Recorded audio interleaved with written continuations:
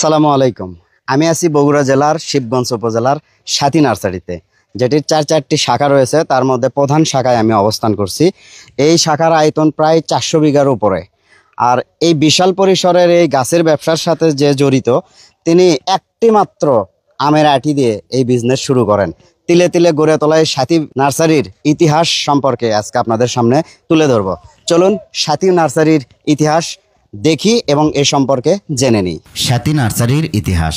একটি মাত্র আমের আঁটি দিয়ে শুরু হয়েছিল সাথী নার্সারির পথ চলা। পৃথিবীর অনেক বড় অর্জনের পেছনে থাকে এক ছোট্ট স্বপ্নের আলো।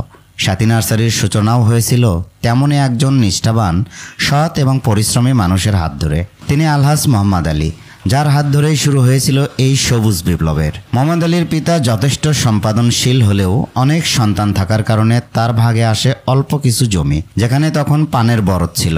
অল্প সম্পদে 6 সন্তান নিয়ে জীবনযাপন ছিল কঠিন।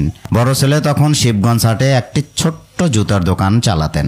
এই অঞ্চলটি বিখ্যাত ছিল দইয়ের জন্য। দই খাওয়ার পর অনেকে তার খুঁটি বা দইয়ের সরা ফেলে দিত। মোহাম্মদ আলী সেই খুঁটিতে আমের আঁটি গেঁথে তা পান বরজে রেখে দেন। এইভাবে অজান্তেই গড়ে উঠতে থাকে গাছের চারা।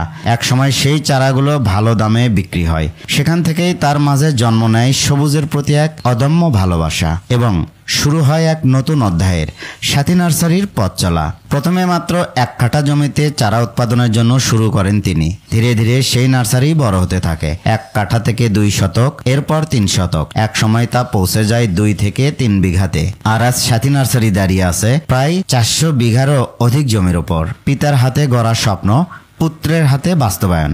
বাবার এই স্বপ্ন বাস্তবে রূপ পায় যখন বড় ছেলে মোজাহার আলী ছোট থেকেই নার্সারির কাজে জড়িয়ে পড়েন। গাছের চারা তোলেন, মাটি খুঁড়ে রোপণ করেন, বাবার কাঁধে কাঁধ মিলিয়ে এগিয়ে চলেন। আজ তিনি সাথী নার্সারির সবচেয়ে বড় চালিকা শক্তি। পরে তার 3 ভাই মাফিজার রহমান, মনসুর রহমান এবং মামুনুর রশিদ এই যাত্রায় যুক্ত হন। তারা শুধু পরিবারের উত্তরসূরি নয়, বরং এই ব্র্যান্ডকে ছড়িয়ে দিয়েছেন দেশের নানা প্রান্তে। বর্তমানে সাথী নার্সারির প্রধান শাখা 1 নম্বর শাখা জাহাঙ্গীরাবাদ, শিবগঞ্জ, বগুড়া। আয়তন প্রায় 400 বিঘা প্লাস। নিয়ন্ত্রণে বড় ছেলে মোজাহার আলী।